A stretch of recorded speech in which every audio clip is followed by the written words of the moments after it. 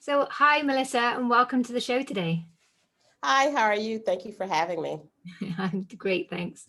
Now, I'm really excited to speak to you today because we're going to discuss uh, a topic that I see a lot of people struggle with when they start their own business because, of course, most people start from a point of expertise. They have a talent they want to share, they have a technical expertise, like hairdressing or coaching.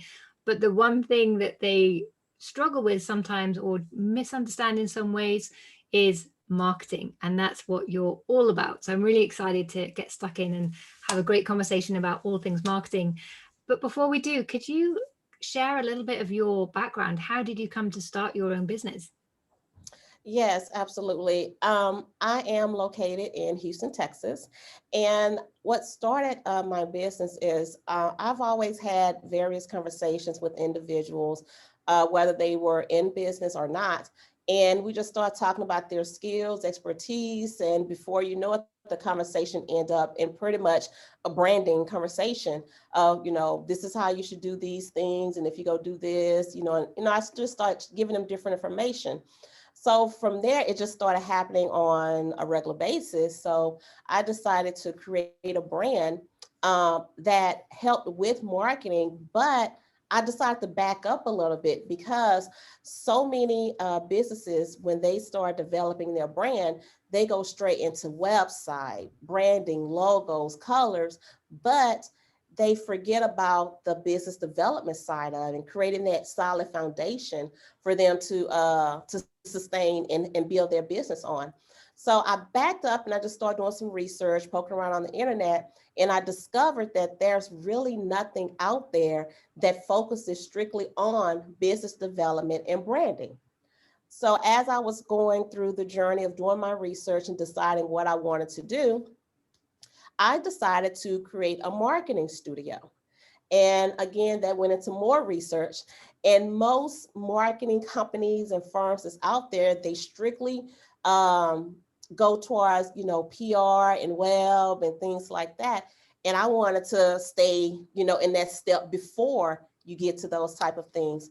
So as I started discovering that it's not out there, so I decided to create a marketing studio, and it is the first globally minority woman owned that focuses on business development and branding.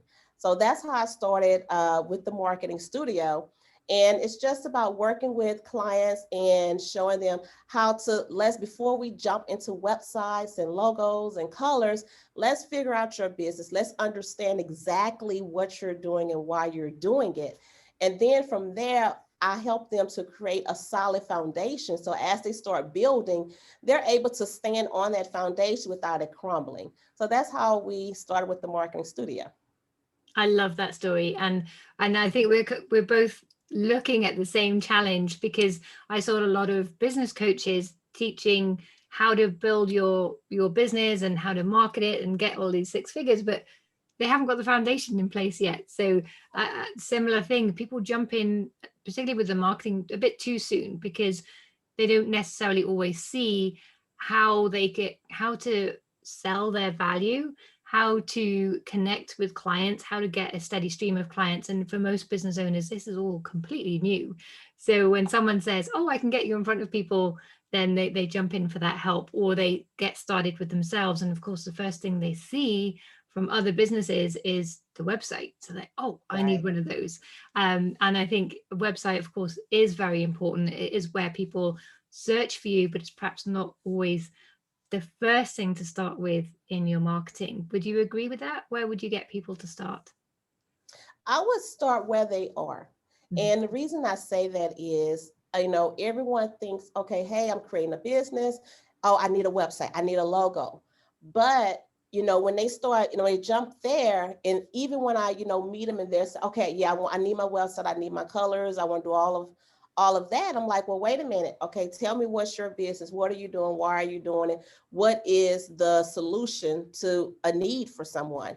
And as we get in conversations, and I'm the one that kind of poke at you, I'm the bears keep poking at you, and I keep asking all these questions, and that helps me to understand where they truly are. And once we get to that, then I take them through a process of understanding what that is and why. And I play devil's advocate all the time of, well, what about this? Well, so what, you have this, somebody else may have it. So we go through a lot of those type of processes. And I also work with them on building out their tree of success. And what that is we use the agile process. For those that's familiar with it, that's kind of like a process to where I use sticky notes when I do mine, and you can use a wall, a whiteboard, whatever you have, and just put these sticky notes, and you just outline your process and just put those one or two things, and it makes it easy to move them around. So when you want to put something before something, after something, or move it further down, it makes it really easy to move those processes around. And not only that, it gives you a bigger picture of everything that you need to do and what you're doing. And that helps you to phase out your processes. That helps you to understand, okay, my budget needs to be X number of dollars. So let me start here first. Let this be phase one. Then we go through that process, then phase two.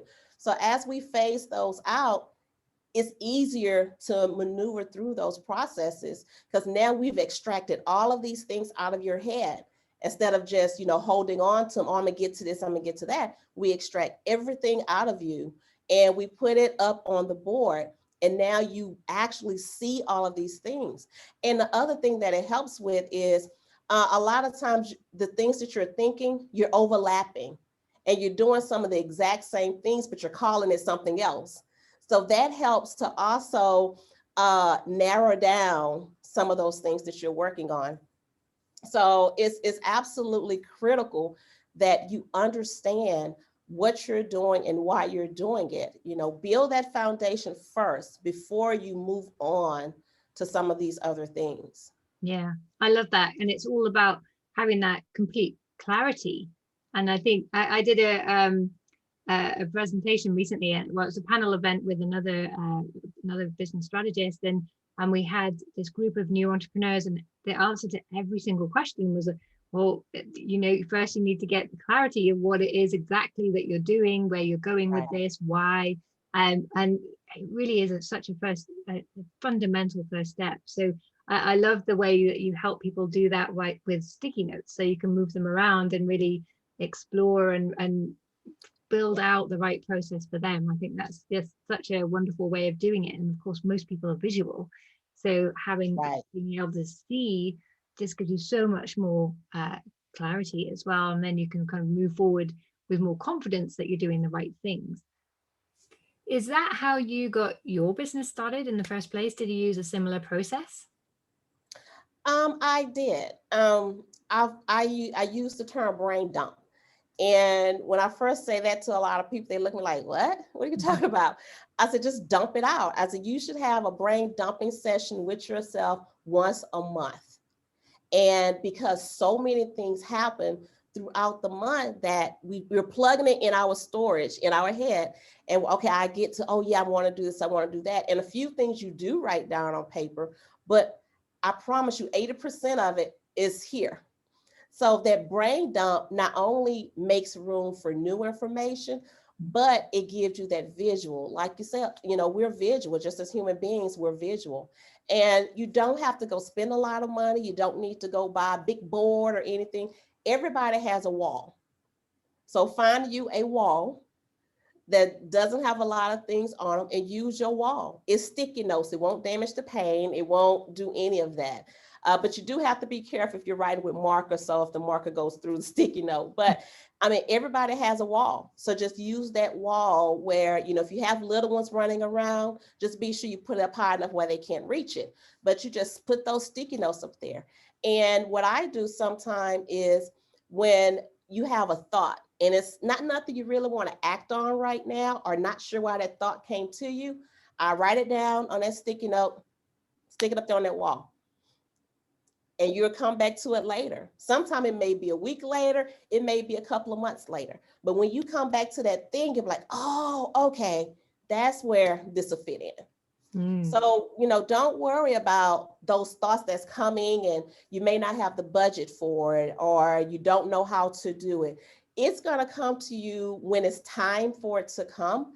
And even at that time, if it's something that you're still not familiar with and your skills are not that great, outsource it. Don't get so tied up on, oh, okay, well, I could drag and drop a website. But if you really don't understand the layout of a website, how to place colors, your banners, all of these different things that's on a website, outsource it. Yes, it is a cost, it's an expense to you, but look at the time of you messing around with that and it not being right, opposed to you focusing on what you're really in business for, and let the person that is a website designer work on that. By the time they're done, you've accomplished some other tasks. Yeah. If not, gain more business because you wasn't too busy with that site. So now, okay, you have new clients. So the money you spent on this website, it pretty much, okay, now we're broke even. I have that money back. So you never know what can happen with that when you're going through your processes. Yeah, absolutely. I've been managing internet since 97, and I used to use Microsoft front page, which was dead easy. But now even the drag and drop ones never quite look right. And I remember spending, I think I spent about a morning trying to use one of these drag and drop sites, and it didn't look great. And it also looked a little bit like everybody else's website. And of course, people spend 99.9% of their time on other people's websites. So you don't want to do something completely radical because they would never be able to find their way around. You want to keep to some of these principles. But at the same time, I was like, no, I'm not going to waste my time figuring this out. Someone else can do it much more effectively and much simpler. And I can spend my time on more things that are important, like creating out my processes and my products and things like this. So yeah, it's all about that kind of opportunity cost, isn't it? Right. Working out where While you're going through your brain dumping session, that's one of the things you should, put up on your wall too. Yeah. Make you a separate area for like expenses. And write your website logo, if you need equipment, whatever it is, make a separate section for that and just keep plugging up under that. And then as finances come through, you could even create you a finance to say, okay, this month I have an extra $100. And you just keep adding to them. Before you know it, if you need 500, okay, now that you have your 500, let's go over here to my expense section and pull out what I can afford to do in this area. Great advice. So when you were mapping out your business in the early days and you had all your post-it notes out and then you got started, did everything go according to your post-it system, or were there any surprises in there? No, it did not go according to plan. I mean, as with life happens, sometimes, you thought, okay, well, I said in 6 months, this is going to happen. You're going to save, you're going to do everything right. But when you get there, it's just not happening. And it could be a variety of different reasons of, cost is higher than you expected, or it's gone up from the last time you quoted. Your business idea may have shifted. So, I mean, it's a variety of different reasons of what can happen. But for me, I can say that I shifted a little bit because, 6 months prior, I had an idea, okay, this is what we're going to do. This is what's going to happen. And by the time I got to it, I was like, oh, wait, let's tweak that. I don't want to do that no more. I don't like that anymore. And don't be afraid of that. I want to, throw that in. Don't be afraid of if your idea shifts a little bit, because that could be just a part of growth, that, you've done something, you've experienced something, and you have grown to do it a little differently. Or you might say, okay, well, this idea isn't like I thought it was. And now that I'm here, no, I don't want to do that because it's really not an area for it. And don't get hung up on your passions. So many people say, oh, I'm passionate about this, passionate about that, but I don't want to mean that in a negative way. But sometimes our passion is just hobbies. I'm passionate about shoes and handbags, but I don't want to sell them. I don't want a shoe store. I don't want a handbag store. So just be careful when you're saying what you're passionate about, because it might truly be a hobby. So as you're putting these post-it notes and things up, just be careful with analyzing that. And If you have somebody you're talking through it with, get somebody that's not biased. And what I mean by that is, we have family and friends that support us all the time, but they're biased. They're not gonna, oh yeah, that's good, or that's a great idea, because they want to support you. But get an outside person that you have to be open as well to listen to. And that's the same thing that I did, is I had an outside person. And no, there wasn't some good conversations all the time. But as time passed, it was like, oh, okay, that's why I was told this. That's why, I shouldn't do this. So just be open to it. And know that no, they're not going to be great conversations all the time. You're not going to agree with a lot of things. I went through the exact same process, so that's why I can say that. Um, I didn't. I went through it, and it wasn't pretty. Um, I got mad a lot of times, but at that moment, I didn't really get it. At that moment, I just heard what it was said and how it was said to me. But after time passed, it started to make sense. And I started to see what I was being told.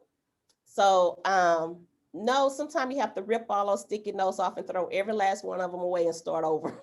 Yeah. I had to do that a couple of times. So it happens. Yeah, and I'm really pleased you brought that up, because where you start in business is very rarely where you end up, because you tend to start small. You've never done this before. It's a bit scary. You've got maybe one idea that you could possibly do, and you kind of cautiously go in that direction. But typically as an entrepreneur, you have an open mind, and you're learning and growing the whole time. You start networking with other entrepreneurs, and you get to your mind is expanding the whole time. And as you say, by the time you come to put things into practice, you may well realize that you've grown so much since then, that, oh, hang on a minute, that idea is so small, let's do this over here, and this is much more exciting and much more, it's going to use more of my talents. And you've probably grown in confidence in that process as well, which is really exciting. But I love that you've given everyone out there permission to rip up that plan and start again. Yes. And often that's what it takes, and you'll start to see new things, and there'll be some common areas in there, which is obviously the important things to you, but you'll find some new ideas poking through as well, which is really great. Right. Right. So when it comes to marketing, of course, there's a lot we can do on our own, and probably more people um, understand more about marketing than they might necessarily think at first. But I also believe that I mean, I certainly turn to, even though I've worked in marketing my entire life, because of that, I really value going to professionals for help with my website, my branding, my content, a lot of these things. It's stuff that I know I could do, but I don't necessarily want to be doing that. I want to be focusing more on working with my clients. But is there any advice you can give to people, particularly now we're moving into a recession, and people may be a bit skeptical about investing funds in their marketing? But what are the points where or that people should think about to know if it's the right time for them to invest in something like the services that you provide at the marketing studio, or whoever that may be? Oh, that's a great question.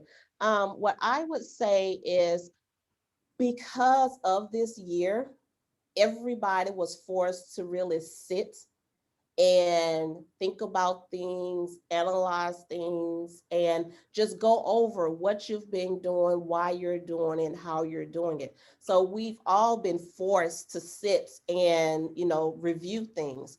And if you haven't, I'm gonna say by now, hopefully you have. But because of that, you are able to look at things and take advantage of this opportunity to make those changes, shift. And right now, every single business out here has to pivot, simply because of what COVID has done.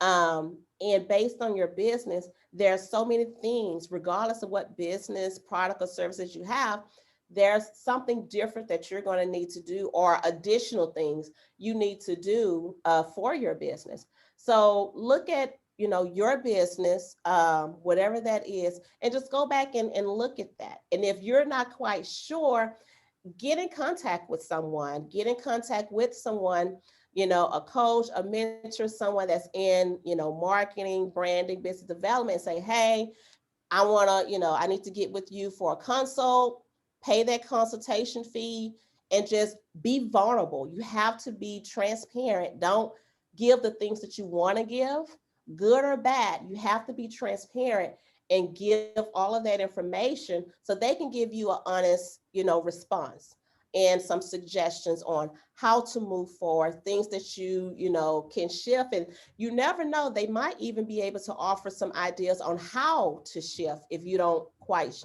know how to move forward. So I think everybody just has to have to look at that right now and be aware of, you know, what has happened and what's going to happen. We have a new normal, and we have to start accepting that new normal in order for us to continue with our business. So that's just, it's crucial for everybody around the world, that, you know, we all have to do that. Yeah, and I know from, I mean, I've led my business through a recession already. Well, I started it in the last recession, and I've worked in small companies going through several recessions in the past. And what I learned from that experience is that during times of recession, people don't stop spending, but they spend more wisely. They don't just spend willy-nilly. They wait to find someone that they really trust and admire, Absolutely. and that comes down to good marketing and branding as well. So I think if it looks a little bit too home cooked, then they will create an impression about that, and you may not be the one that they trust as easily as someone who looks professional, looks like they're in it for the Right. long term. So I think that's certainly my where I come from with when I'm deciding to outsource my marketing, when I know I could figure this out, I could do this, but at the same time I want it to instill the right trust in my audience, so I get help. And as you say, when you go to someone else for ideas, even if it isn't a professional but someone from your network, someone who, oh, sorry, someone who you trust, or can challenge you to think differently and give you different perspectives, and you may not agree, but usually it gives you a better result in the end as well.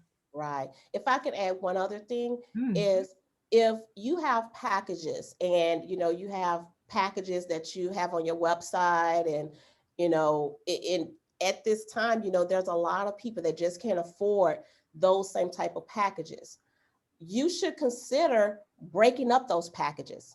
So if you have a package for 2,500, look at that package and say, okay, how can I break this up to where it can start at, you know, $400 or $500, and then you do a separate phase at another amount. So start breaking those packages up, because people now, money's just tight for everybody. So, you know, break them up, and you'll probably get more a reaction from a person that can afford a $500 package opposed to a $2,500 package up front. So just look at how you can break those packages up and make it still make your money, and just make it more available to people. Now, they may not end up paying you for all of those different phases to get you back to the 25, but it's that old saying, something is better than nothing. So you have to find a way to get back in there. So consider, you know, that's something to consider, of breaking up your packages if, you know, you have higher packages. And even if you've had lower packages, just look at those things and see, you know, can you break them up? Can you offer, you know, something additional to it? So everybody's trying to get back up and running. What can you do to help that business to get up and running, which in turn will also help you continue to run? Yeah, exactly. And I got my first business degree in art school, and we were always taught there, in when things are limited, that's when you have the biggest opportunity to be your most creative. And I think Yeah, now is a great opportunity to think differently about what you're offering, break things up, as you say, have payment plans, and right, try different things. And it's a great time to experiment. And right now, no one's expecting anything to be completely perfect, so that's a huge opportunity, I right, think. right. Now, I can't sit here and talk to you any longer without commenting on the beautiful display behind you.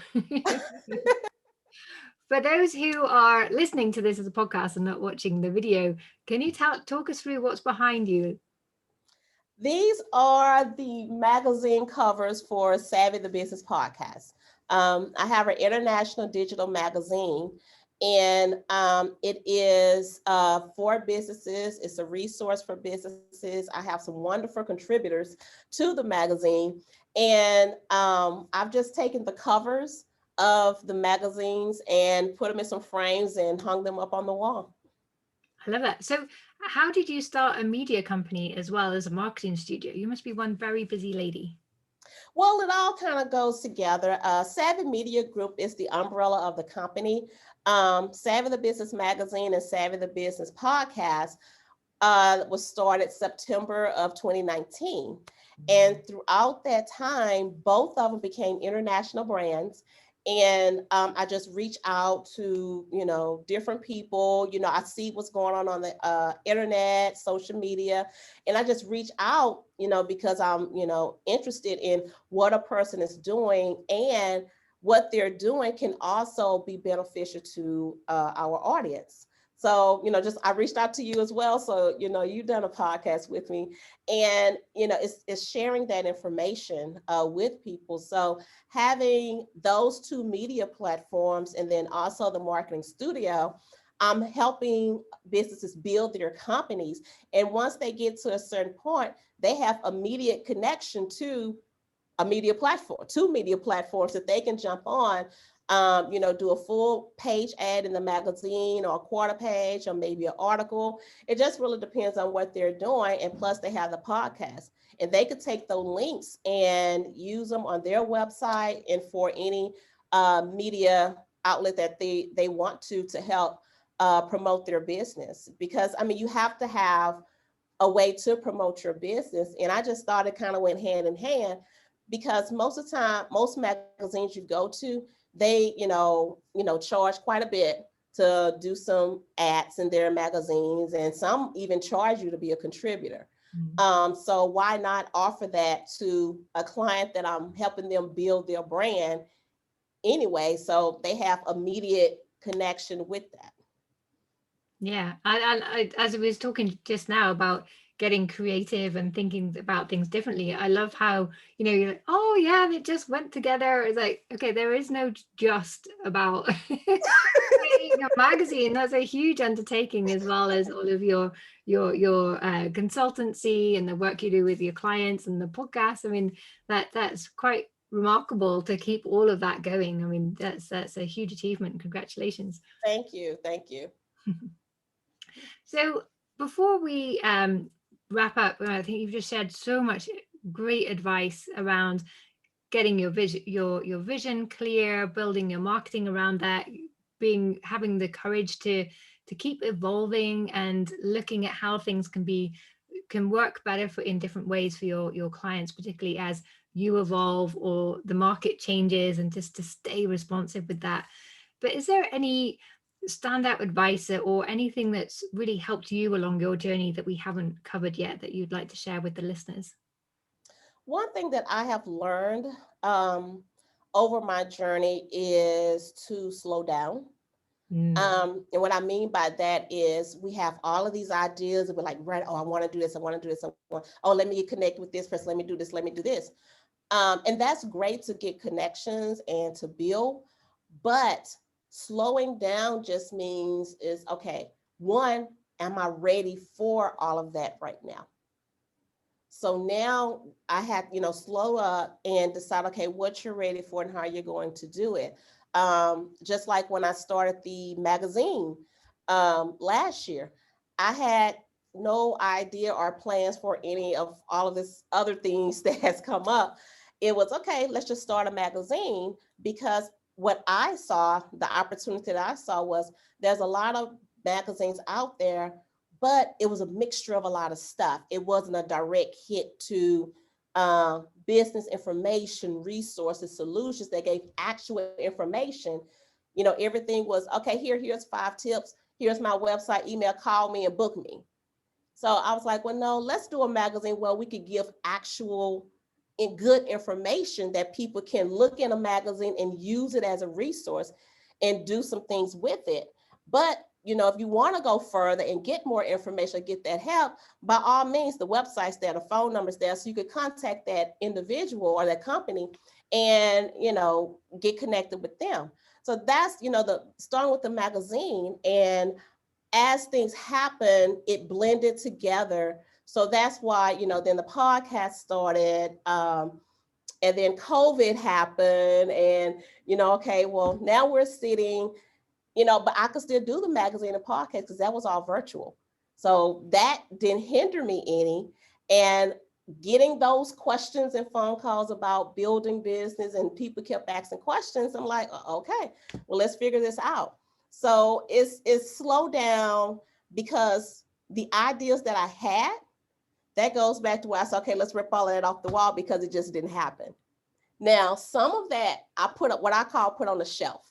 I have the idea, I have information written down about it, but it's on the shelf right now because it's not time.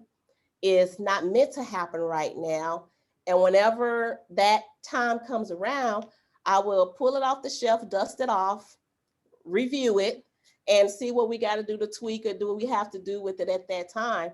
And then, we'll push forward. But it's slowing down and not trying to do everything that I want to do right now.